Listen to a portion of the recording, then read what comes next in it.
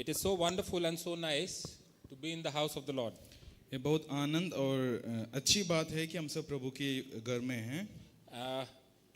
And more than that, it is beautiful that we are able to spend time meditating on God's word. और उससे भी बढ़कर के बहुत खूबसूरत बात ये है कि हम प्रभु की उपस्थिति में प्रभु के वचन में मनन कर पा रहे हैं. You know, there are so many people around the globe who don't have this privilege to come together as a body of Christ. और संसार भर में ऐसे बहुत सारे लोगों के पास ये सौभाग्य नहीं है कि वे इस प्रकार एक संगति में होकर के प्रभु के वचन के अध्ययन कर सकें. There are so many people who have to hide and be underground to come and do fellowship like this. कई सारे जगहों पर लोग ऐसे हैं जो जिनको चुप कर या किसी को नहीं बताए बिना सीक्रेटली इस प्रकार संगति करना पड़ रहा है. I am in touch with a pastor and a professor. His name is Anton, and he is basically preaching. He's doing his ministry in an underground church in China. और मैं एक प्रोफेसर को जानता हूँ जिनका नाम एंडन है. वो एक कलिसिया चलाते हैं या प्रचार करते हैं चाइना में जो अंडरग्राउंड होता है, किसी को जाने बिना होता है. He spent about 8 to 10 years in China. वो लगभग 8 से 10 साल चाइना में व्यतीत किया है. Now he has moved to Thailand. अब वे थाईलैंड जा चुके हैं. But his way of working online interaction is still as if he is in China underground. लेकिन अभी भी वे जिस प्रकार ऑनलाइन पर बात करते हैं या जिस प्रकार कार्यों को करते हैं वो वैसे लगता है कि वे अभी भी चाइना में ही हैं. We have several meetings on Zoom, but he never puts his video on, and he's always using a different name. और हम जूम पर जब भी मीटिंग करते हैं वो कभी भी अपना वीडियो ऑन नहीं करते हैं और अपना असली नाम से जूम अकाउंट को नहीं चलाते हैं. Those are the kind of restrictions and those are the kind of conditions in which people are still coming together to worship. और इस प्रकार की बाधाओं के बीच में और इस प्रकार की परेशानियों के बीच में हैं कई सारे लोग इस प्रकार परमेश्वर की संगति में जुड़ते हैं. But we are so thankful for the freedom that we have to come together openly and proclaim his name. लेकिन हम प्रभु को धन्यवाद देते हैं जो आज़ादी हमारे पास है. हम इस प्रकार खुलेआम आ सकते हैं और प्रभु की आराधना वचन सुन सकते हैं. So you all know we are doing this wonderful series of what does it mean to be a follower of Christ. और हम सब जानते हैं हम एक बड़ी खूबसूरत एक प्रचार सीरीज में हैं जिसमें हम इस बात को सीख रहे हैं कि एक मसीही को अनुसरण करने वाले होने का अर्थ क्या है. And we have almost come to the end of that series. और हम लगभग उसकी अंतिम भाग में आ चुके हैं. Next week would be most likely the last topic that we will be doing. और अगला हफ्ता जो है इस सीरीज का लास्ट टॉपिक होगा. And you all know we have done several topics and it has been a wonderful and a journey which is filled with excitement. और हम इस चीज में बहुत सारे टॉपिक्स के ऊपर हमने मनन किया और मैं जानता हूं कि हम सब के लिए एक बड़ी अच्छा समय था इसमें से हमें सीखने के लिए. And today we have come to a topic which is one of my favorite topic. और आज हम एक टॉपिक पर आए हैं जो मेरे लिए मेरा बहुत फेवरेट है. And that is the topic of work. और वो है काम के विषय में. Reflecting Christ in our workplaces. और प्रभु यीशु मसीह को हमारे कार्यस्थल में प्रतिबिंबित करना. I'm not sure if you remember, but some time back we had done a series on the theology of work.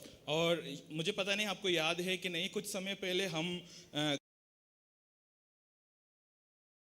we had tried to understand the story of work not from our perspective but from God's perspective. हमने इस काम की इस कहानी को हमने पढ़ने की उसे समझने की कोशिश किया था हमारे दृष्टिकोण से नहीं लेकिन परमेश्वर के दृष्टिकोण से. We understood that Genesis talks about our God as a working God. और हमने देखा था कि उत्पत्ति की पुस्तक में हमारे परमेश्वर को एक काम करने वाले परमेश्वर के रूप में बताया गया है. And God has been working right from the time of creation till today. He has been working. परमेश्वर उस रचना की शुरुआत से लेकर के अभी तक परमेश्वर कार्य कर रहा है. Right, so we looked at the story of God from the 4 different stages in which God has been working. और हमने काम के विषय में वो 4 अलग-अलग जो स्टेज है जिसमें परमेश्वर कार्य कर रहा है उससे हमने मनन किया था. So these stages were creation, fall, redemption and restoration. और ये चार पहलू क्या है? रचना और पाप और छुटकारा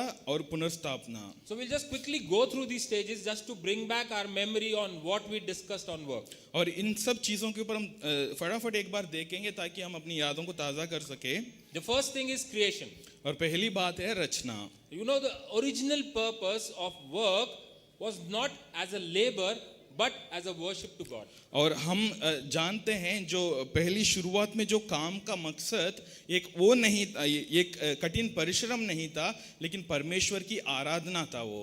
Right, and God had created the whole universe and he had placed man in that particular universe to flourish in that area. और परमेश्वर ने पूरी दुनिया को रचा और उसके बीच में इंसान को रखा ताकि इंसान वहां पर बढ़ सके. And we read in Genesis, God created everything and he saw that it was good. और हम उत्पत्ति में देखते हैं कि परमेश्वर ने सब कुछ रचाया और परमेश्वर की नजर में ये सब कुछ अच्छा था. Whatever God did can be identified in two ways. One is structure, the other is direction. और परमेश्वर ने जो भी रचना किया है उसको हम दो तरीके से देख सकते हैं. एक है स्ट्रक्चर और दूसरा है जो direction. So what is structure? Structure is creational good that God has made and it should work according to law of God. और ये स्ट्रक्चर का अर्थ क्या है? जो रचना में जो अच्छाई है उसके विषय में बताता है कि परमेश्वर ने किस रीति से सब कुछ काम करना है और किस प्रकार सारे चीजों को कार्यशील होना है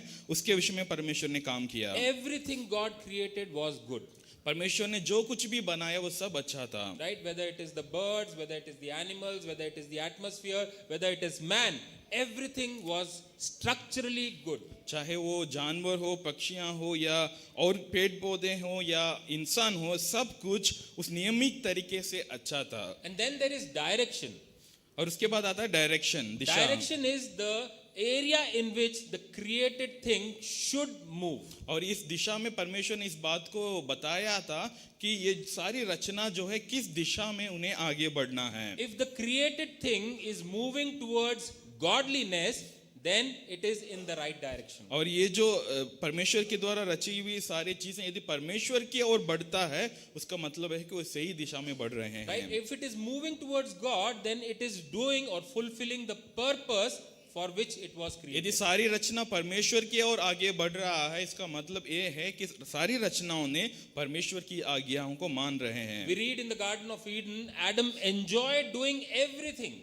हम जो एदन वाटिका की जिस कहानी में हम देखते हैं आदम जो कुछ काम दिया गया तो उसे करने में उन्हें बहुत अच्छा लग रहा था. I'm sure we understand Adam would not be just tying a hammock and lying and enjoying a vacation. और हम जान सकते हैं कि आदम जो है एक झूला में बैठ कर के अपने समय को व्यर्थ नहीं कर रहा था. He would be working and the Bible tells us God gave him task and he was naming the animals. और वो काम कर रहा था. परमेश्वर ने उन्हें ये काम दिया था कि वो सारे जानवरों को नाम रखें. Right? So throughout the day he was working and he was enjoying what he was doing. और वो दिन भर काम कर रहा था और जो भी काम वो कर रहा था उसमें वो आनंदित था. Why? Because the direction of that work was for God, towards God. क्योंकि वो जो काम की दिशा जो है वो परमेश्वर की ओर है और परमेश्वर के लिए ही है. And that is why work is first and foremost a form of worship. और इसलिए ये काम जो है सबसे पहले एक आराधना है. Everything that was done was for God and was a form of worship. और परमेश्वर जो भी किया गया था वो सब परमेश्वर के लिए है, एक आराधना के रूप में किया गया था. And then we come to the second stage and that is the stage of fall. और उसके बाद हम दूसरी पहलू में आते हैं जो कि पाप, जो इंसान पाप में गिर पड़ता है. Right? We talk about fall and we understand something called as sin. हम जब इस विषय के बारे में जब हम देखते हैं तो हम पाप के विषय में सीखते हैं. Right? And we know that sin is the necessary evil that is there in the world. और हम जानते हैं कि इस दुनिया में सबसे बड़ी जो एक बुराई है वो क्या है? वो पाप है. Right? But when we talk about evil, how did this evil come into existence? जब हम बुराई के बारे में बात करते हैं तो ये बुराई कैसे उत्पन्न हुई? Right? This is the distortion of good which created evil. और ये जो बुराई कैसे उत्पन्न हुई? जो अच्छापन है, जो अच्छाई है, वो जब बिगड़ जाता है उससे निकलकर ये बुराई होती है. Right? So you and I, we need to understand that the structure is still good.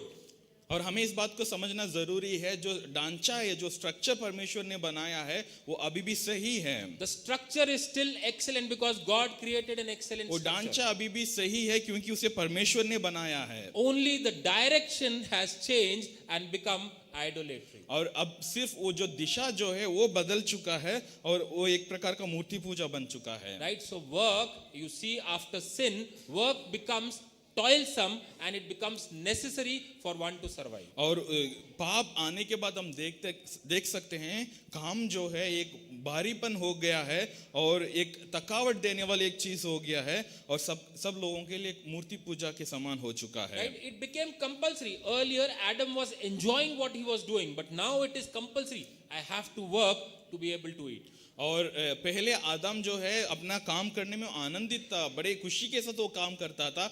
लेकिन अब क्या है, इंसान को जबरदस्ती करना पड़ रहा है, मुझे कुछ खाने के लिए कम से कम मुझे कोई काम करना ही होगा। And because of that, work becomes the most important thing in my life. और इसीलिए काम जो है मेरे जीवन का सबसे महत्वपूर्ण बात हो गई है। In a way, we can say work has become idolatry. और इस प्रकार हम कह सकते हैं काम एक प्रकार हमारे जीवन का एक मूर्ति बन गया है। Right? We worship work, and through work, we worship ourselves. और हम अब हमारे काम को पूजा करते हैं और उस काम के द्वारा हम अपने आप की पूजा कर रहे हैं। You know, after this fall, any time and every time we go and introduce ourselves, we go and say, I am so and so working in so and so company, this is my position, this is what I do. हम इस पाप के बाद हम देख सकते हैं, हम में से कोई भी जब भी किसी के सामने जाकर के अपने आप को इंट्रोड्यूस करते हैं तो हम अपने आप को इस प्रकार कहते हैं, मेरा नाम ये है और मैं इस कंपनी में इस प्रकार की काम कर रहा हूँ। My work has become my identity. मेरा काम जो है मेरा पहचान बन चुका है। Right? It has become an idol for me, and I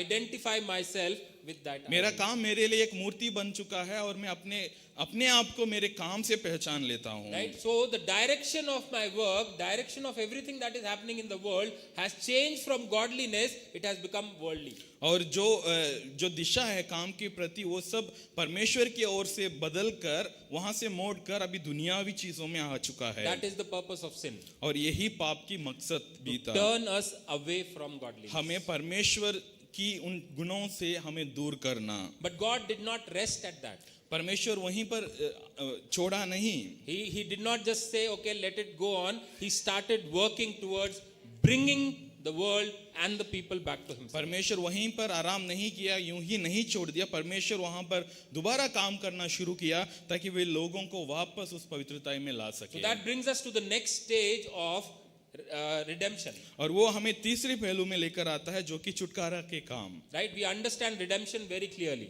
हम इस छुटकारा के काम के विषय में बड़े अच्छे से समझते हैं। God became man to redeem people from their sin. परमेश्वर इंसान बना ताकि वे इन लोगों को पाप से छुड़ा सके। He paid the price of sin on the cross so that you and I can be forgiven and freed from sin. परमेश्वर क्रूस पर इस पाप की निवारण के लिए एक अपने आप को बलिदान दिया या उस मूल चुकाया ताकि हम आजाद हो सके। And those who repented, those who acknowledged that sacrifice, they became free from sin. और जो भी मन फिराया और जो भी उस बलिदान को अंगीकार किया वे बदल जाते हैं या वो छुटकारा पाते हैं। And they started worshipping God through their work again. और वे छुटकारा पाने के बाद वो दोबारा अपने कामों के द्वारा परमेश्वर की महिमा करने लगे। You and I, we know that we have been redeemed by His blood, so we do not find identity in work. और हम जानते हैं कि हमारे पापों से छुटकारा मिल चुका है हमें, इसलिए हम अपने कामों से हमारी पहचान को नहीं बनाते Right? हैं। You and I know that your identity, my identity is in Christ. और हम सब जानते हैं हमारी पहचान जो है वो यीशु मसीह में है। Today I am known by the worth or the value of the blood of Christ. और आज मैं परमेश्वर यीशु मसीह का लहू की कीमती से पहचान जाऊंगा या पहचाना गया हूं। Not by the company, not by the designation, not by the salary, not by the status in the society, but by the blood of Christ. इससे नहीं कि मैं जिस कंपनी में काम कर रहा हूँ या जिस पद में काम कर रहा हूँ या जिस प्रकार की सैलरी मुझे मिल रही है उससे नहीं। Right? So we need to understand in redemption, the gospel does not change the condition of your work. और इस छुटकारा के काम में हमें इस बात को जानना जरूरी है, ये जो सुसमाचार जो है ये हमारे काम करने का उस स्थल को नहीं बदलता है। The gospel has changed the condition of your heart. वो आपके हृदय को बदल देता है। Right? So we need to understand people are redeemed, but work is still not redeemed. और हमें इस बात को जानना जरूरी है, लोगों को छुटकारा हो चुका है पर काम को नहीं। Right? You are now worshiping God through your work because you have been redeemed. आज आप परमेश्वर की आराधना आपके काम के द्वारा कर रहे हैं क्योंकि आप छुड़ाए गए हैं। But your work is still to be redeemed. और लेकिन आपकी काम जो है उसको अभी भी छुटकारा बाकी है। Right? So redemption is, we got redemption on the cross. और छुटकारा क्या है? हमें क्रूस पर छुटकारा मिली है। And from that time till today, God is working in the next stage of His work that is restoration. और उस समय से लेकर के अब तक यीशु मसीह या परमेश्वर दूसरे पहलू पर काम कर रहा, वो क्या है? पुनर्स्थापना। Right? So God has redeemed people, but now He has to restore back everything. और परमेश्वर ने लोगों को छुड़ा लिया, लेकिन अभी परमेश्वर को बाकी सारे चीजों को पुनर्स्थापना करना है। This is the current stage in progress. और ये वर्तमान में जो कार्यशील है, इसके विषय में हम बात कर रहे हैं। God is working in this stage and He's making everything new. परमेश्वर काम कर रहे हैं इस पहलू पर और हर चीज को नया बना रहे हैं। You know, when we talk about the gospel, we always think about personal redemption. और जब भी हम सुसमाचार की बात करते हैं, हम किसके विषय में ज्यादातर बात करते हैं? जो व्यक्तिगत रूप में जो हमारे लिए छुटकारा मिलती है, उसके विषय में बात करते He हैं। died for my salvation. यीशु मसीह मेरे उद्धार के लिए अपने आप को कुर्बान He किया। died to save me from my sins. मेरी पापों से मुझे बचाने के लिए प्रभु यीशु मसीह मरे। Right? But we need to remember that the gospel was not given only for personal redemption, but it was for restoring everything back to God. हमें इस बात को ध्यान देना जरूरी है कि ये जो सुसमाचार जो है, सिर्फ हमारी व्यक्तिगत छुटकारा के लिए नहीं, लेकिन बाकी सारे चीजों को पुनर्स्थापना करने के लिए दी गई है। But very sadly, in the world around, the gospel is still preached, still spoken as a personal redemption tool. और लेकिन बड़ी दुख की बात यही है कि सारे संसार में आज भी ये जो सुसमाचार जो है, ये सिर्फ एक व्यक्तिगत छुटकारे की रीति से ही बताया गया है। We must understand that gospel or redemption is not just personal, but it is also corporate. और हमें इस बात को जानना जरूरी है कि जो सुसमाचार जो है, वो सिर्फ व्यक्तिगत छुटकारे के लिए नहीं, लेकिन एक सामूहिक छुटकारा के लिए भी है। Right? So when we say corporate, it means a group of people. और समूह का मतलब क्या है? एक झुंड लोग। Right? So the corporate over here is the church, the body of और Christ. यहाँ पर जब हम समूह की बात करते हैं, वो किसे दर्शाता है?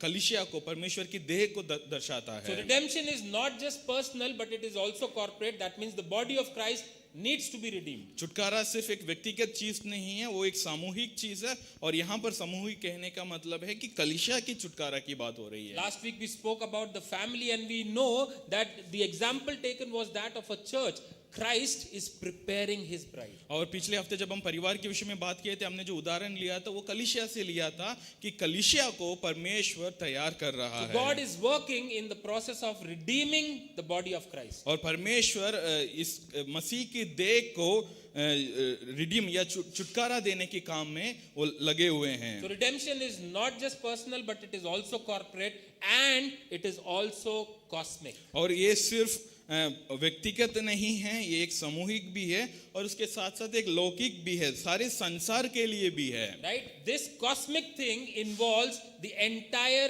creation and the entire universe needs to be redeemed. और इसमें क्या है? सारी रचना, सारी संसार को भी छुटकारा पाने की आवश्यकता If है। you look at Acts chapter 3 verse 21, it says, whom heaven must receive until the time of restoring all the things about which God spoke by the mouth of his holy prophets long ago. और इस प्रकार प्रेरितों के काम 3:21 में इस प्रकार लिखा है, अवश्य है कि वह स्वर्ग में उस समय तक रहे जब तक कि वह सब बातों का सुधार ना कर ले, जिससे कि चर्चा प्राचीन कालों से परमेश्वर ने अपने पवित्र भविष्यवक्ताओं के मुंह से दी है। So important is over here that he is in the process of restoring everything. और यहाँ पर जो जरूरी बात क्या है? परमेश्वर इस काम में लगे हुए हैं कि वे सब चीजों को पुनर्स्थापना करें। Right? Everything, including people, including creation, including work, including the entire universe. और इसमें सब कुछ में क्या क्या शामिल होता है? इंसान शामिल होते हैं और हर रचना शामिल होता है, और हम जो काम कर रहे हैं, हमारा काम भी इसमें शामिल होता है, और सारी रचना इसमें शामिल होगी। Right? So when we think about redemption, as I said, we think about personal salvation. और जब हम छुटकारे के विषय में बात करते हैं, हम अपने आप व्यक्तिगत के विषय में सोचते हैं। And when we talk about personal salvation, we understand transformation of our life. और जब हम व्यक्तिगत छुटकारे की बात करते हैं तो हम इस बात को समझते हैं कि ये हमारे जीवन को बदल देता है। We all know God is working in our life and He is transforming us. हम सब जानते हैं कि परमेश्वर हमारे जीवनों में कार्य कर रहे हैं और वे हमारे जीवन को बदल रहे हैं। This process is also called as spiritual formation. formation. और इस प्रक्रिया को हम आत्मिक पुनर्स्थापना भी हम कह सकते हैं। You and I are being spiritually reformed or recreated. और मैं और आप आत्मिक रीति से भी नया किए जा रहे हैं। Right? So you see, the things that we used to do earlier, we don't do anymore. हम जो पहले जो चीज कर रहे थे वे अभी हम नहीं करते हैं। The bad things we used to follow earlier, we don't follow them now. जो बुरे काम हम पहले करते थे उसे अभी हम नहीं करते हैं। The things of the world which used to entice me, which used to probably draw me towards themselves, I do not follow them anymore. दुनिया की जो चीज मुझे प्रभावित करती है, मुझे अपने अंदर खींच लेती है, वे अभी मेरे ऊपर हावी नहीं होता है। This is the transformation God is doing in our life. और यही वो प्रक्रिया है, यही जो बदलावट है जो परमेश्वर आपके अंदर कर रहे हैं। But what do we think? Where does this spiritual formation happen? और आप क्या सोचते हो कि ये जो आत्मिक बदलावट कहाँ हो रही है? Right? Most of the time we'll answer that the spiritual formation happens in the church. और बहुत बार हम इसी को जवाब के रूप में देते हैं कि ये जो आत्मिक जो परिवर्तन जो है कलीसिया के अंदर हो रही है। Right? The spiritual formation happens when I'm meditating on God's word. और जब मैं परमेश्वर का वचन पढ़ता हूँ या उसमें मनन करता हूँ तब ये आत्मिक परिवर्तन हो रहा है। When I'm participating in small groups, home groups, fellowships. जब मैं चर्च की छोटे समूह में या होम ग्रुप्स में जब जुड़ता हूँ तब हो रहा है। When I'm doing Bible study. जब मैं वचन का अध्ययन करता हूँ। Right? We consider all these areas as sacred, and so my spiritual formation happens in हम them. इन सब चीजों को पवित्र मानते हैं, इसलिए हम सोचते हैं कि इन कार्यों को करने के द्वारा मेरा परिवर्तन आत्मिक रीति से हो रहा है। Right? Rest of the time I am in the world. बाकी समय पर मैं दुनिया में हूँ। That is secular. वो सांसारिक बातें हैं। Right? That is not spiritually forming me. और ये बातें जो है मुझे आत्मिक रीति से नहीं बना रहा है। That is what we think. वही हम सोचते हैं। But this is wrong. ये गलत है लेकिन। Right? We are not just being spiritually formed on Sundays in the church, but you are being spiritually formed every day in everything that you are आप doing. सिर्फ Sunday को कलीसिया के अंदर आत्मिक रीति से बदल नहीं जा रहे हैं, लेकिन आपके जीवन के हर क्षण हर जगह पर आप आत्मिक रीति से बदले जा रहे Your हैं। inner self, your spirit responds to what you are doing and the things you are interacting with on a day-to-day basis. और आपकी अंदरूनी आत्मा या आपकी अंदर की व्यक्ति जो है आपके साथ हमेशा वार्तालाप करता है और वो हर दिन प्रतिदिन वो बदलते जाता है हर चीजों के Now you द्वारा। can just think about this.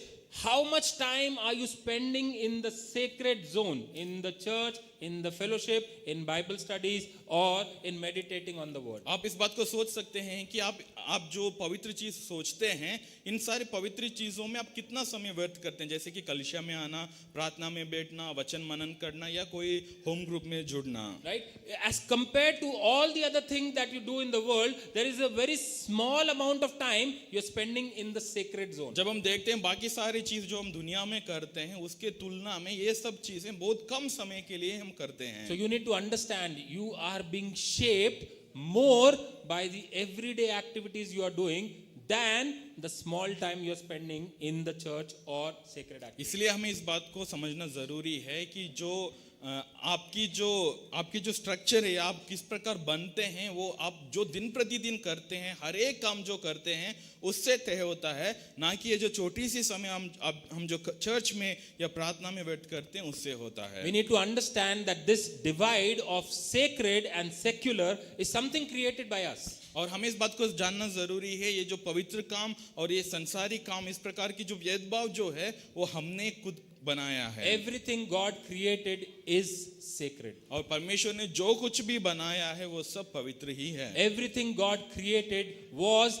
intended to be good. और परमेश्वर ने जो कुछ भी बनाया है उसकी मकसद यही था कि वे सब अच्छे रहें। Sin has distorted the image and changed the direction. लेकिन पाप जो है उसकी तस्वीर को बदल दिया है और हमारे काम करने की दिशा को भी उसने बदल दिया You है। must remember that you are called to live a devotional life throughout in every sphere of your life. और हमें इस काम के लिए बुलाया गया है कि हम एक भक्तिपूर्ण जीवन जिएं।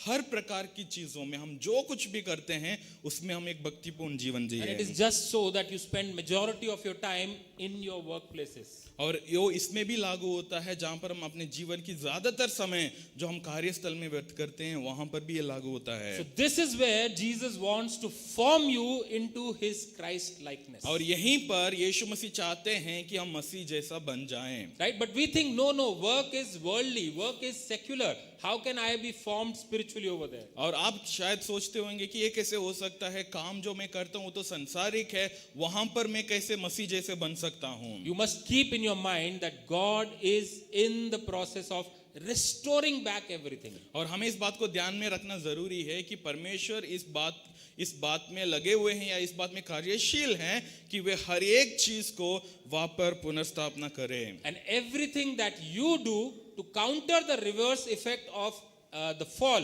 you are helping in the redemption process. और जो कुछ आप करते हैं जो पाप के कारण जो बिखर गया है उसे वापस स्थापना करने में यदि आप जो भी मदद करते हैं ये सब इस पुनर्स्थापना में मदद करती है। God calls you, he invites you to be his agents of change in your workplace. और परमेश्वर हमें बुलाया है, परमेश्वर चाहते हैं कि हम इस पुनर्स्थापना की एजेंट बने या इस प्रकार के कामों को आगे बढ़ाने वाले हो हमारे कार्यस्थल में भी। Right, but you might think, what can I do? What change can I bring in my workplace? और शायद आप पूछ सकते हैं कि किस प्रकार का बदलावट मैं अपने कार्यस्थल में ला सकता हूँ। Or you might say, no, it is someone else's job.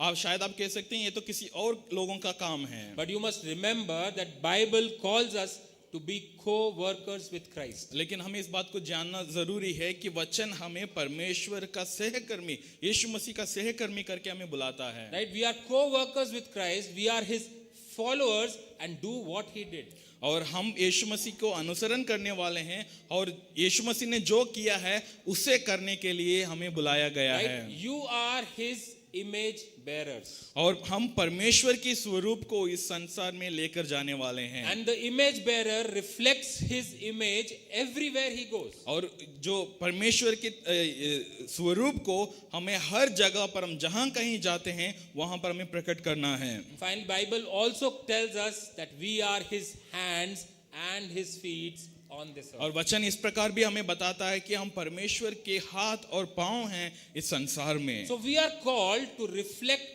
Christ in our workplaces. तो हमें परमेश्वर को हमारे कार्यस्थलों में प्रतिबिंबित करने के लिए बुलाया गया है। And we need to ask ourselves this question: are we reflecting Christ or are we blocking Christ? और इससे हमें फिर अपने आप से पूछना जरूरी है कि क्या हम परमेश्वर को दर्शाते हैं हमारे कार्यस्थलों में या हम परमेश्वर को रोक देते हैं वहां Are you पर। becoming a channel of light in your workplace or are you becoming an obstacle to allow Jesus shine in your workplace? क्या आप आपके कार्यस्थलों में एक ज्योति का कारण बन रहे हैं या आप एक रुकावट के कारण बन जाते हैं कि मसीह की ज्योति वहां तक ना पहुंचे। Right, so today we look at 3 ways by which either we can be a channel of change or we can be a blocking agent for Christ in our workplace. और आज हम 3 विषयों को देखेंगे जिससे कि हम जान पाएंगे कि क्या हम सच में परमेश्वर को वहां तक पहुंचाने वाले हैं या परमेश्वर को हमारे कार्यस्थल से पहुंचने से रोकने वाले So we हैं। are talking about reflecting Christ in our workplace. और हम इस बात के ऊपर मनन कर रहे हैं कि हम यीशु मसीह को हमारे कार्यस्थलों में प्रकट करने वाले हों। And we look at how do we do that in our thinking, और हम देखेंगे कि हमारे सोचों के द्वारा उसे हम कैसे कर पाएंगे, in our talks, और हमारे बातचीत के द्वारा उसे हम कैसे कर पाएंगे, and in our reflection, in our connection. और हमारे संबंधों के द्वारा उसे हम कैसे कर Right, so पाएंगे। 3 things: in our thinking, in our talk, and in our connections with others. और इन 3 चीजों के ऊपर हम मनन करेंगे, हमारे सोच, हमारे बातचीत और हमारे संबंधों के द्वारा हम किस प्रकार यीशु मसीह को प्रकट करते हैं। So reflecting Christ in our thinking. यीशु मसीह को हमारे सोचों के द्वारा प्रकट करना क्या है? The first way we can reflect Christ is by our attitude towards the work that we are doing. और सबसे पहली बात जो हम कर सकते हैं इसके लिए वो क्या है? हमारे काम के प्रति हमारे जो रवैया है उस पे ध्यान रखने के द्वारा। I just want to remind everybody, when we are talking about work, it does not mean that it is the work that you are doing in office. When you go 9 to 5, you get a earning out of that. और जब हम काम की बात करते हैं तो आप सिर्फ ये ना सोचें कि जो सुबह 9 बजे हम आपके दफ्तर में पहुंचते हैं, जो 5 बजे तक काम करते हैं, उसके विषय में बात नहीं हो रही Right? है। It is any kind of work that you are doing. You are a housewife, you are working to build a lovely home. और ये किसी भी प्रकार का काम हो सकता है। यदि आप घर बैठकर अपनी परिवार को संभाल रही हैं तो ये भी उसमें शामिल होता है। It is a business, you are running a business and you are providing livelihood to many people. यदि आप कोई व्यापार कर रहे हैं और बहुत सारे लोगों के लिए रोजगार दे रहे हैं तो उसमें भी ये शामिल होता है। You are in transportation, you are driving an Uber, you are driving a truck, that is also you are helping people. यदि आप ड्राइवर की काम कर रहे हैं, उबर चला रहे हैं, ट्रक चला रहे हैं, वहां पर भी ये कार्यशील होता है। So in every place where you are working, where you are spending majority of your time, how do you reflect Christ in your thinking? हर जगह पर जहां पर आप सबसे ज्यादा समय व्यर्थ करते हैं, जहां पर आप अपना ज्यादा समय देते हैं, वहां पर आप यीशु मसीह को कैसे प्रकट करते हैं? You know, it is so easy and it is so very casual that we let our minds wander in our workplaces. और ये बहुत आसान है और इसे हम साधारण भी समझते हैं कि हम अपने कार्यस्थलों पर हमारे मनों को यूं ही घूमने देते हैं। You know, we think about so many things and we probably are not reflecting Christ in our thoughts. हम कई सारे विषयों के बारे में सोचते हैं और हम इस बात को भूल जाते हैं कि हम यीशु मसीह को हमारे कार्यस्थलों में प्रकट नहीं कर रहे हैं। What do I mean by saying reflecting Christ in our thought? और हमारे सोचों के द्वारा यीशु मसीह को प्रकट करने का अर्थ क्या है? Right? It is having a Christ-like mind. और इसका अर्थ ये है कि मसीह जैसा एक मन रखना। Look at what Paul says in Philippians chapter 4 verse 8. वचन को देखें, फिलिपियों के पत्री अध्याय 4 वचन 8 में पौलुस क्या कहते You हैं? know, Paul is very beautifully talking about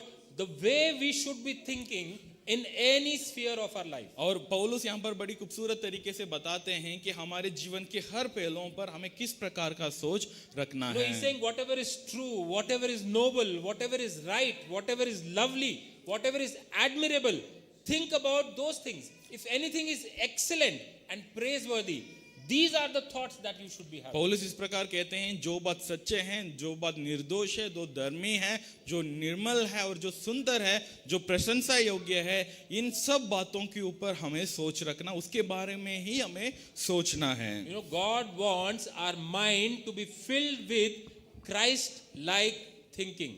और परमेश्वर चाहता है कि हम हमारे मनों में मसीह जैसा सोचों से भर दें। It is Christ-centered thinking. और मसीह केंद्रित सोच हमारे अंदर होना जरूरी है। Right? You need to understand the context of this verse that Paul has used. और हमें इस वचन के संदर्भ को हमें समझना जरूरी है। Right? Just before this verse, there is a command where he talks about rejoicing always. और इस वचन के पहले एक आदेश दिया गया है जो कि हमेशा आनंदित रहना। Right? He's talking about remaining, rejoicing in every condition, every situation. और पौलुस कहता है कि हर परिस्थिति में हर क्षण हमें आनंदित रहना है। And right after this, he gives a description of satisfaction, contentment and peace. और उसके तुरंत वो एक संतुष्ट होना और जो बात है उससे अपने आप को तृप्त करना, उसके विषय में एक डिस्क्रिप्शन देते So हैं। my dear friends, you cannot rejoice and find contentment and peace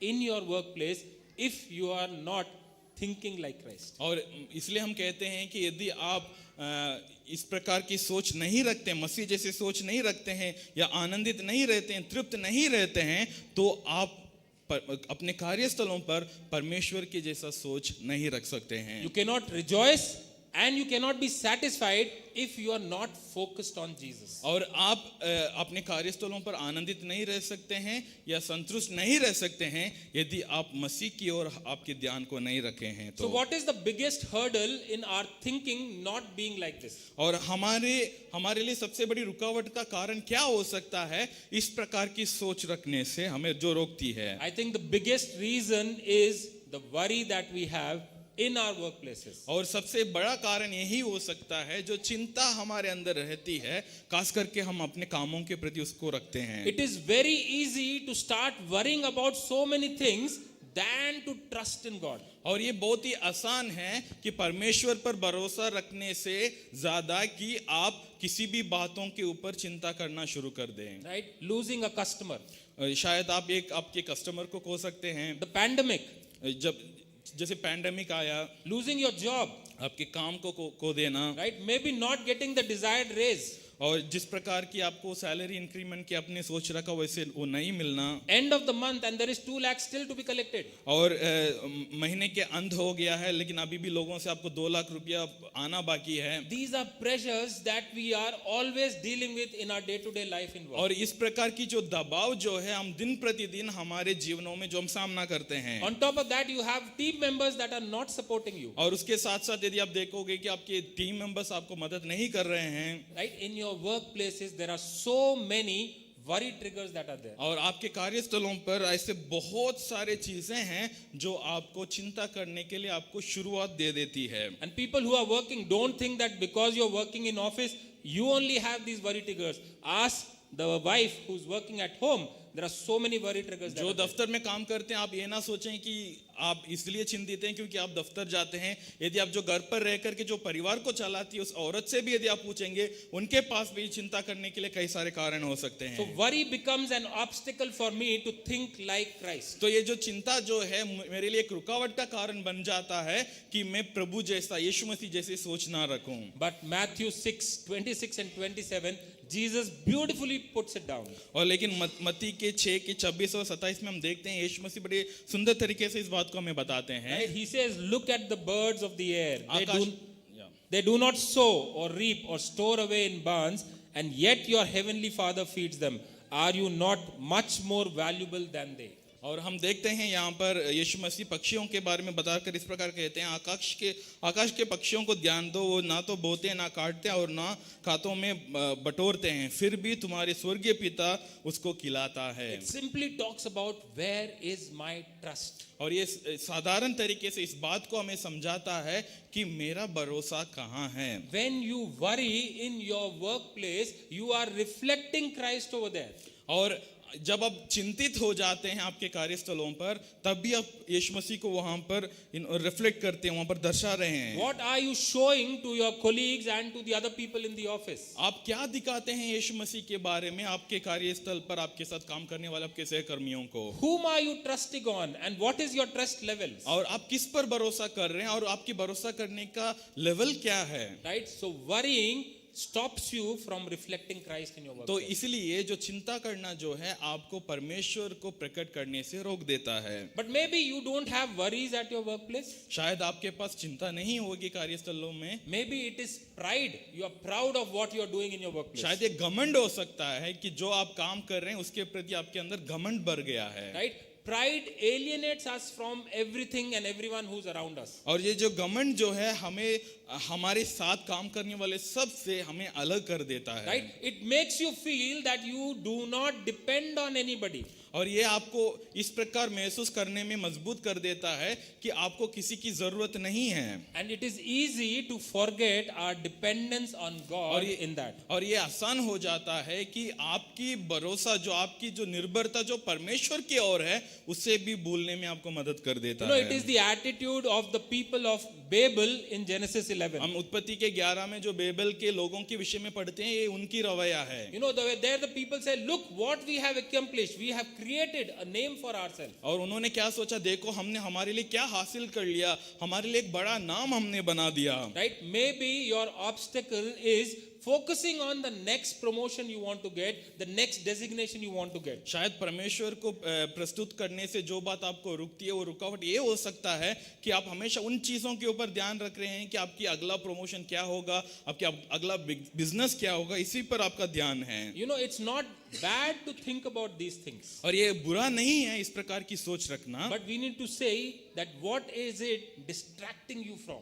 और लेकिन आपको इस बात को ध्यान देना जरूरी है कि ये सारे सोच आपको किस बात से दूर कर रही है। You are so much focused on the work, on the achievement, on the accomplishment that you lose sight on what is important. और आप आपके इस बात के ऊपर ज्यादातर ध्यान रखते हैं और आप जो आपकी जो सही सोच जिस पर होना है, आपकी फोकस जिस पर होना है, उससे आप दूर हो जाते हैं। Very good example is what we discussed in our home groups, Luke chapter 10, Martha and Mary. और इसके लिए अच्छा उदाहरण जो हमने हमारे होम ग्रुप्स में बात किया था, जो हम लूका रचित सुसमाचार अध्याय 10 में देखते हैं, मार्था और मरियम के जीवन से। Both Martha and Mary wanted to serve the Lord. Martha और मरियम दोनों इस बात सोच रहे थे कि वे यीशु मसीह की सेवा करें। But the Bible tells us, Jesus says, Martha, you are distracted with too many things. लेकिन यीशु मसीह वचन में हम देखते हैं, यीशु मसीह इस प्रकार कहते हैं मार्था की ओर, मार्था तुम कई सारे कामों से अपने आप को डिस्ट्रैक्ट कर चुकी है, But Mary has chosen that one thing which is needed, and that is good.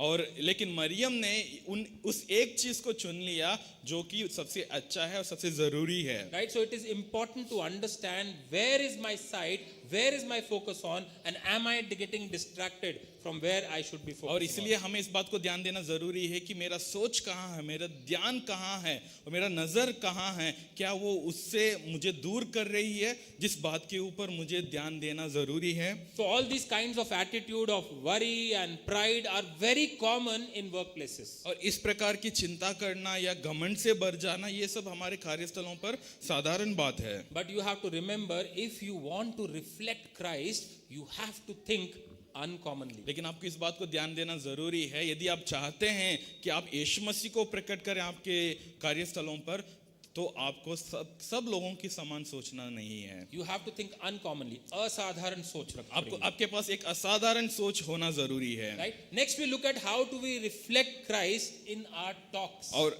अगला हम देखते हैं कि हम परमेश्वर को हमारे बातचीतों के द्वारा कैसे प्रकट करते हैं। You know, there is a lot of talking that we do when we are in our workplace. और हम जानते हैं, हम जब अपने कार्यस्थलों पर रहते हैं, हम बहुत सारे बातचीत करते हैं। People normally know me as a quiet person. और मेरे कार्यस्थल पर ज्यादातर लोग मुझे एक शांत से बैठने वाले एक व्यक्ति के तौर पर जानते हैं। You know, I was transferred from my work to Zimbabwe in south of Africa, and I met the directors over there. और मेरे काम के सिलसिले में मुझे जिम्बाब्वे ट्रांसफर किया गया था, तो वहां पर मैं अपने डायरेक्टर से मिला था। I reached there on a Sunday, and till Sunday evening, Monday afternoon, I was with the directors. We were going around, had dinner, but there was very little talk that I was doing. मैं एक रविवार को वहां पर पहुंचा था, उस रविवार पूरे दिन और अगले दिन भी मैं मेरे डायरेक्टर के साथ हम मिलकर के कई जगह गए थे, लेकिन इन सब समय पर मैं बहुत ही कम बात किया उनके Right? साथ। So my directors later on, I knew they thought that we don't know whether this person can actually do the work or not. तो मुझे बाद में पता चला, मेरे डायरेक्टर इस प्रकार सोच रखने लगे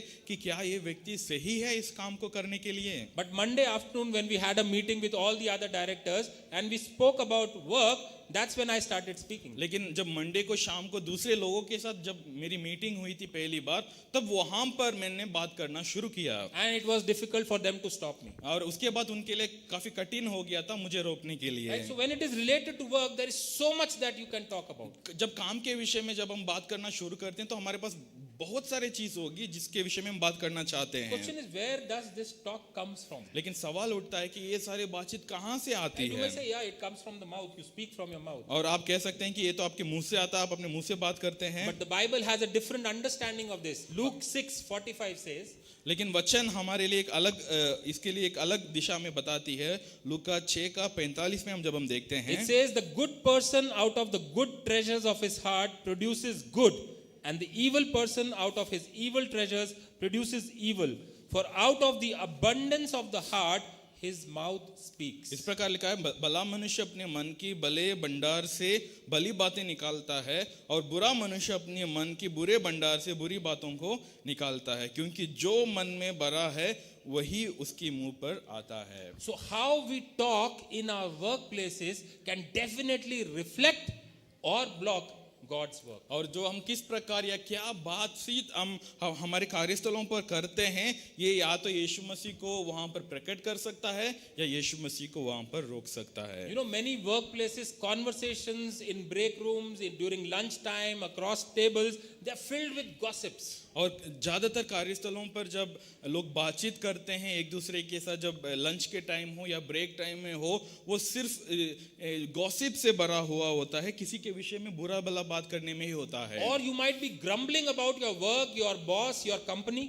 और या तो आप अपने काम के विषय में अपना नाराजी ही दिखाते हुए बात कर रहे होंगे, or you might be joking or making fun of somebody, या आप किसी और के विषय में मजाक उड़ा रहे होंगे, or there could be sarcasm in whatever you are saying. या तो हमेशा मजाकिया बात करते रहते होंगे। You know, it is very easy to join people in these kind of conversations. और ये बहुत ही आसान है इस प्रकार की बातचीत में लोगों के साथ जुड़ जाना। Right? In some workplaces, this kind of communication can become a weapon for you to move ahead. और कुछ कार्यस्थलों में इस प्रकार की बातचीत करना जो है आपके लिए एक मदद बन जाता है ताकि आप जल्दी आगे बढ़ सके। Right? You build political connections so that you get promoted faster. और वहां पर आप राजनीति करना शुरू कर देते हैं, लोगों को अपने वश कर लेते हैं ताकि आप जल्दी आगे बढ़ पाए। You gain an advantage over your fellow workers. Maybe your work is not that good, but because of the talk that you are doing, you are moving ahead. आप आपके सहकर्मी से ज्यादा प्रभावित हो जाते हैं, इसलिए नहीं कि आपका काम अच्छा है, लेकिन आप अच्छे से बात करना जानते हैं। So you are using the office politics to gain an advantage. और आप जो ऑफिस के अंदर जो राजनीति होती है उसे इस्तेमाल कर रहे हैं ताकि आप आगे बढ़ सके। Right? So all this gossip, grumbling, it tears down people. और इस प्रकार की जो बातचीत, चुगली करना, ये सारी बातें जो है लोगों को तोड़ देता है। Right? And it is very common practice in a corporate environment, in an office environment, to step on somebody to move ahead in your और career. ये बहुत ही साधारण है जो दफ्तरों में हम देखते हैं, किसी के ऊपर चढ़ जाना ताकि आप उनसे आगे जा सके। But you have to remember, if you have to reflect Christ in your workplace, you need to follow what Ephesians chapter 4 verse 29 tells us. लेकिन आपको इस बात को ध्यान देना जरूरी है, यदि आप चाहते हैं कि आप यीशु मसीह को आपके कार्यस्थलों पर प्रकट करना चाहते हैं तो आपको इफिसियों 4:29 में जो वचन है उसे आपको ध्यान देना जरूरी है। It says, let no corrupting talk come out of your mouth, but only such as is good for building up as it fits the occasion, that it may give grace to those who hear.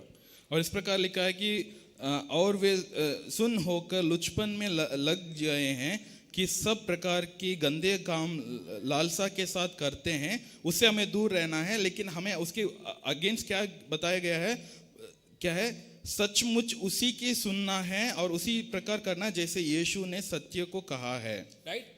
Paul is saying that only a wholesome talk should come from your mouth. और पौलुस कहते हैं कि सच में अच्छी बातें ही आपके मुंह से निकलना You should चाहिए। only talk about things that is building other people up. आपको सिर्फ उन्हीं बातों को करना है जिससे कि दूसरे लोग आगे बढ़ पाए। You know, in today's time and era, if you have to do something like this, it is almost like saying you are taking a vow of silence. और आज के ज़माने में यदि आप इस प्रकार की बात करने के लिए निर्णय लेते हैं तो इसके बराबर है कि आप चुप रहना पसंद कर रहे Right? हैं। Everywhere, in every organization, every office, this kind of talk is common. और हर ऑर्गेनाइजेशन में, हर दफ्तर में इस प्रकार की बातें जो है बड़ी साधारण हो चुकी है। But you understand that God has called you to be different from the world. लेकिन आपको इस बात को समझना जरूरी है, परमेश्वर ने आपको दूसरों से अलग होने के लिए बुलाया He है। has set you apart from this world. और परमेश्वर ने आपको दुनिया से आपको अलग किया है। And how we are talking, how we are communicating in our workplace definitely reflects or blocks God. और हम किस प्रकार की बात करते हैं, किस प्रकार हम दूसरों के साथ वार्तालाप करते हैं, ये या तो प्रभु यीशु मसीह को वहां पर प्रकट करेगा या यीशु मसीह को वहां पर प्रकट होने से रोक देता You है। need to think of what kind of testimony are you setting in front of people by your talks. और आपको इस बात को ध्यान देना जरूरी है कि किस प्रकार की गवाही आप अपने विषय में वहां पर दे रहे हैं आपकी बातचीतों के द्वारा। You need to remember, as a Christian, you are constantly being watched and monitored by people around you. और मसीह होने के नाते लोग आपको हमेशा देख रहे हैं, लोग आपके ऊपर हमेशा ध्यान लगा रहे हैं। And everything you say, everything you do reflects your character and also the character of your God. और जो भी आप कहते हैं, जो भी बातचीत आप करते हैं, इससे लोग आपके चरित्र के बारे में और आपके चरित्र के साथ साथ परमेश्वर के चरित्र के बारे में वो लोग जान रहे हैं। You all would have heard about the Chintal's Paradiso apartment falling. और आपने शायद वो चिंतल्स की जो अपार्टमेंट्स जो गिर गया था, जो टूट गया था, उसके विषय में आपने शायद सुना होगा। You know, and the owner of that, the managing director of that particular complex, he is a Christian fellow. और जो उस अपार्टमेंट्स की ओनर जो है वो एक मसीही व्यक्ति है। You know, and such a bad name Christianity has got because of the kind of work he has done. और उस व्यक्ति के वजह से मसीहत के लिए कितना बुरा नाम मिला, क्योंकि उन्होंने एक अच्छा काम नहीं किया वहां And पर। recently my wife was telling somebody, a Christian lady who's staying in that complex, it is becoming so difficult for them to stay there. और वहाँ उसी कॉम्प्लेक्स में एक मसीही औरत रहती है, उनके लिए भी काफी कठिन हो रहा है वहां पर मसीह होकर के रहना। Because people come and say, you Christians are known for your generosity, for your good work, for your kindness. Look at what this fellow has done.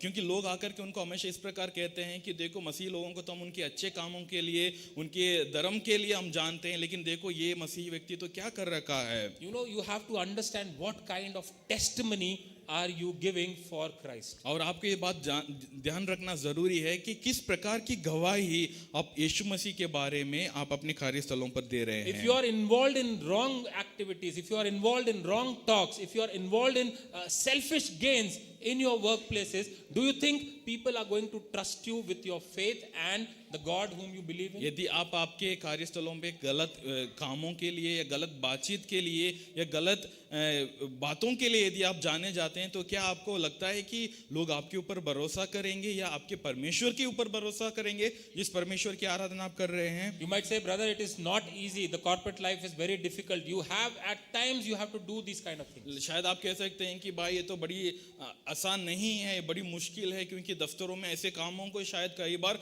करना पड़ता है। Let me remind you, you have not been called to live an easy life. लेकिन मैं आपको याद दिलाना चाहता हूँ, आप एक आसान जीवन जीने के लिए आप बुलाए नहीं गए हैं। I am associated with the corporate for last 18 years. मैंने पिछले 18 साल से मेरे जो कॉर्पोरेट कामों के साथ मैं अपने आप को जुड़ा हुआ हूँ। And lot of our business, lot of our revenue comes from clients, and we build these clients through associations, connections and networking. और हम ज्यादातर हमारे व्यापार जो है दूसरे क्लाइंट्स के साथ होते हैं, तो हम लंबे बातचीत के द्वारा इस प्रकार के रिश्ता बनाते हैं जिससे हमें व्यापार मिलता है। And people know what is networking and connection, what does it involve. और हम शायद लोग जानते हैं कि ये जो संबंध बनाना, व्यापार में नेटवर्किंग करना, लोगों के बारे में जानकारी रखने कितना जरूरी है। Most of the business dealing does not happen in office. It happens in hotels, or it happens in restaurants, it happens over drinks, it happens in the evening times. और ज्यादातर ये जो बिजनेस की डीलिंग्स जो होती है वो दफ्तरों में नहीं होता, ज्यादातर होटल्स में होते हैं, रेस्टोरेंट्स में होते हैं, या लोग पीते हैं, तब इस प्रकार की डीलिंग्स होती है। My dear friends, it is a conscious decision that you have to take to be involved or not to be involved in something. और like ये आपके लिए सोच समझकर लेने वाली एक निर्णय है कि क्या आप इस प्रकार के बातचीतों में क्या आपको शामिल होना है या ना होना है। that. 18 years, and my organization, my company, my co-workers, everyone knows that you even invite Prashant, he is not going to come. और 18 साल से मेरे साथ काम करने वाले लोग सब इस बात को जानते हैं कि यदि इस प्रकार की मीटिंग्स के लिए भाई प्रशांत को बुलाओगे तो भी वो नहीं आएगा। Even my customers whom we have been working for several years, they know that you cannot expect any favors from this particular person. और मेरे साथ कई सालों से जुड़े हुए कस्टमर्स भी इस बात को जानते हैं कि इस व्यक्ति से हम इस प्रकार की जो फेवर्स हम नहीं अपेक्षा कर सकते हैं। You know, my customer, he comes to my office and he is in a meeting, and sometimes we spend long times, and there is lunch time, so I have brought my lunch. I tell him, why don't you join me for lunch? और मेरे customer मेरे दफ्तर आता है, काफ़ी लंबी बातचीत होती है, और जब लंच के समय आता है तो मैं घर से लंच लेकर आता हूँ, तो मैं उन्हें कहता हूँ कि क्या आप मेरे साथ लंच करने के लिए जुड़ेंगे? And you know, my customer, he jokes and he tells me, yeah, I know, I have to order my own lunch and then it will come and then we can have और it. वो मजाक में इस प्रकार कहते हैं, हाँ मुझे खुद अपने लंच को ऑर्डर करना होता है, फिर मैं आपके साथ बैठ कर खाऊंगा। I tell him, you can share my lunch, but that would not be sufficient. So definitely you need to order your और lunch. तो मैं कहूँगा कि आप मेरे लंच में से तो आप ले सकते हैं, लेकिन हम दोनों के लिए वो फिर काफ़ी नहीं होगा, तो अच्छा यही होगा कि आप अपने लिए खुद ऑर्डर कर लें। So my dear friends, what I'm trying to tell you is it is a conscious decision for you to think, act and to say things which are Christ-like. और इसलिए मैं आपको ये बात कहना चाहता हूँ कि ये सोच समझ करके लेने वाली निर्णय है कि आपको किस प्रकार का सोच रखना है, किस प्रकार का बातचीत करनी है और किस प्रकार की संबंध आपको बनाना है। Are you setting the right example in your workplace by your talks? और क्या आप आपके बातचीतों के द्वारा क्या आप सही उदाहरण रख रहे हैं आपकी कार्यस्थलों पर? And finally, we look at how do we reflect Christ in our connection. और आखिर में हम देखते हैं कि हमारे संबंधों के द्वारा हम किस प्रकार यीशु मसीह को प्रकट कर सकते Right? The हैं, connections that we form with people in our workplace. और हमारे कार्यस्थलों पर जो संबंध हम बनाते हैं, जिन लोगों के साथ हम काम कर रहे हैं। You know, we have been created not to be isolated or to work in individual forms. और हम इस प्रकार नहीं रचे गए हैं कि हम अकेले में होकर के हम काम कर सकें, Right? We are created as relational beings. और हम एक संबंध के साथ जुड़कर काम करने वाले इस प्रकार ही हमें रचाया गया है। Right? So you need to work in connection with other people. और हमेशा आपको दूसरों के साथ जुड़कर ही काम करना पड़ता है। Right? But our society today, it is emphasizing on busyness than connection. और लेकिन आज की समाज जो है व्यस्त होने में ज्यादा ध्यान रखता है, ना कि दूसरों के साथ संबंध रखने में। You know, and we are so busy in so many things that we don't feel we have time to build connections. और हम बहुत सारे काम करते हैं, बहुत सारे चीजों में अपने आप को लगा रखते हैं, और हमारे पास समय नहीं होता है कि हम दूसरों के साथ संबंध बनाएं। Right? And it actually, you are trying to do everything in isolation. और आप एकांत में हर प्रकार की कामों को करने की कोशिश कर रहे हैं। You know, there is a author of the book, Michael Stellard, and he's in his book, which he's talking about connecting cultures or connection in cultures. He's actually describing about this trend. और Michael स्टेलार्ड करके एक लेखक है जिन्होंने अपनी book जो connection culture करके है, उसमें ये जो संबंधों के द्वारा जो कल्चर बनता है उसके विषय में वो बताते हैं। He's calling it as the culture of indifference. और वो इस प्रकार Indifference.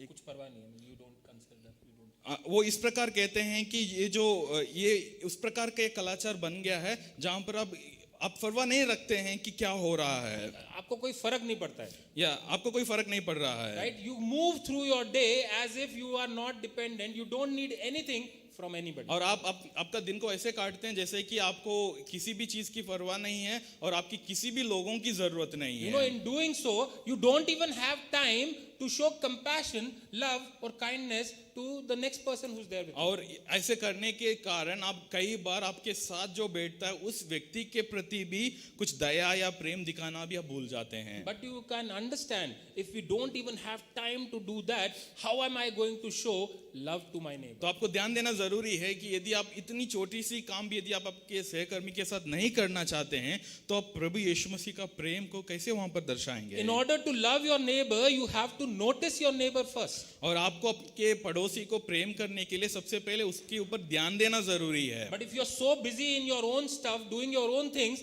that you don't even notice your neighbor, how are you going to love him? और लेकिन यदि आप अपने आप में इतना व्यस्त है, आप अपने ऊपर ही ध्यान दे रहे हैं, तो आप कैसे अपने पड़ोसी के ऊपर प्रेम रखेंगे और उसको सुसमाचार सुनाएंगे। Look at this verse of Isaiah 61 verse 1, right? Isaiah is talking about that God's spirit was upon him for a particular purpose. और यशाया 61 का एक वचन 1 में हम देखते हैं, वहां पर यशाया कहता है कि परमेश्वर किस प्रकार उस पर काम कर रहा Right? है। He's saying the spirit of God is upon me to proclaim good news to the people. और वो इस प्रकार कहता है कि परमेश्वर की आत्मा मेरे ऊपर है ताकि मैं सुसमाचार को लोगों को बता सकूं, Right? To heal the brokenhearted. जो टूटे हृदय वालों को मैं चंगाई दे सकूं, To release those who are held captive. जो बंधुआई में है उन्हें मैं छुटकारा दिला सकूं। Right? And Jesus, he applied these verses to himself in Luke chapter 4 verse 18. और यीशु मसीह इसी वचन को लेकर के हम लूका में जब हम देखते हैं, यीशु मसीह अपने ऊपर इस वचन को लागू करते हैं। Right? Jesus said he came to proclaim good news to people. और यीशु मसीह कहते हैं कि वे इसलिए आए हैं ताकि वे सुसमाचार लोगों को दे सके, Came to comfort and heal the brokenhearted. और वो इसलिए आए ताकि वो टूटे हृदय वालों को दिलासा दे सके, And he can release those people who are captive in और darkness. जो बंधुआई में है उन्हें वो छुटकारा दे सके। Right?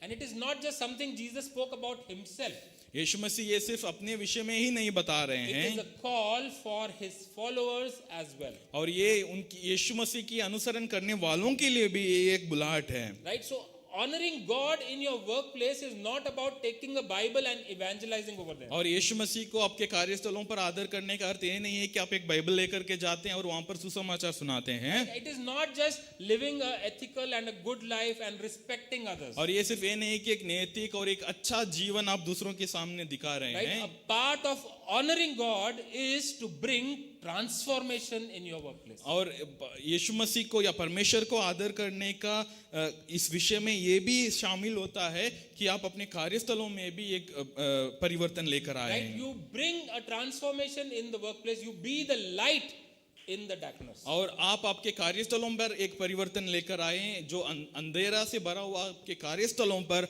आप एक ज्योति के समान बन जाएं। You bring hope to the hopeless. और जो आशाहीन हैं उनको आप आशा लेकर आए। Right? In order to do this, you need to take some time out and build those connections. और इस प्रकार काम करने के लिए आपको अपना समय थोड़ा निकालना होता है और लोगों के साथ आपको संबंध बनाना होता Until है। unless you do not connect, you will not see what are they suffering from, what is their worry, what is their concern, why are they broken hearted. और जब तक आप इस प्रकार नहीं करेंगे तो आप इस बात को नहीं जान पाएंगे कि ये व्यक्ति क्यों दुखी है, किस प्रकार की समस्या से ये व्यक्ति गुजर रहा है। Right? You might think, oh, it is too big and too large a thing that I have to do. और शायद आपको लगता है कि ये तो बड़ा काम है, ये तो बड़ा मुश्किल वाला काम है जो मुझे करना होगा। My workplace, this kind of a transformation I cannot bring. और मेरे कार्यस्थलों पर इस प्रकार की परिवर्तन मैं कभी नहीं ला पाऊंगा। But you need to remember, my dear friends, that redemption and restoration is God's work. लेकिन आपको इस बात को ध्यान देना जरूरी है, छुटकारा और पुनर्स्थापना का काम जो है आपका नहीं है,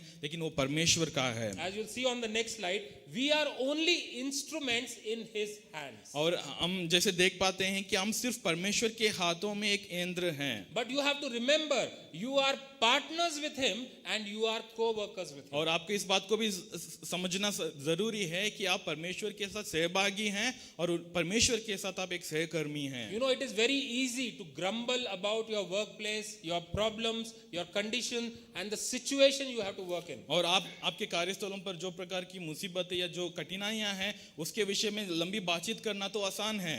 But I want to encourage you that in the midst of that situation, you think about the redemptive work Christ is doing in your work. लेकिन मैं आपको उत्साहित करना चाहता हूं कि उन चीजों के बीच में भी आप इस विषय के बारे में सोचें जो पुनर्स्थापना की काम जो परमेश्वर करते आ रहे हैं। It is easy to think, my company is not good, my salary is not good, I am not growing, let me quit.